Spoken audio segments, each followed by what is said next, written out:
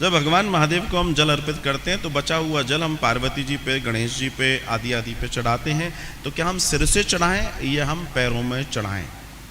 हम मतलब महादेव को चढ़ा दिया, अब आपके पास बचा हुआ जल है, आप उनको शिव से चढ़ाएं, सिर से चढ़ाएं कि उससे चढ़ाएं। एक चीज, अगर आपके पास एक लोटा है,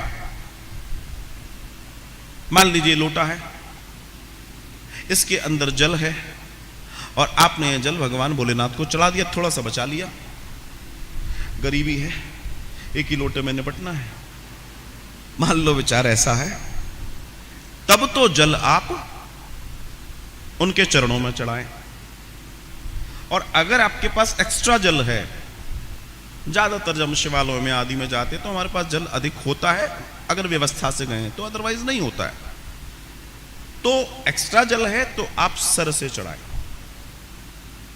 क्योंकि शिव और शक्ति दोनों सामान्य दर्शन से काम करते हैं।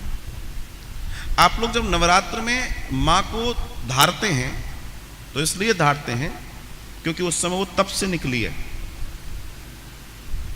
पितृपक्ष गए, गर्म दिन गए, वो योग से निकल कर आई है, इसलिए उसके सर पर धार देनी जरूरी है।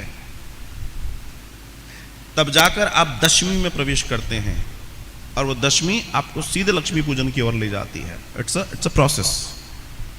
आप उसको ठंडा नहीं करेंगे तो वो एनर्जी लक्ष्मी पूजन, फिर आप पता पड़ा कि भद्र लक्ष्मी और भद्रकाली को पूज लेंगे आप, क्योंकि वो शांत ही नहीं है अभी, इसलिए पूरी प्रोसेस है उसके पीछे। वो करना हमारे लिए बहुत बहुत बहुत जरूरी है। तो अगर आपके पास सिंगल लोटे में कर रहे हैं तो बचा हुआ शेष चरणों पे, और अगर आपके पास पूरा लोटा अलग अलग आपके पास पानी है तो आप ऊपर से पूरी धार दे सकते हैं। बहुत अच्छा प्रश्न, गोविंद कल्याण करें।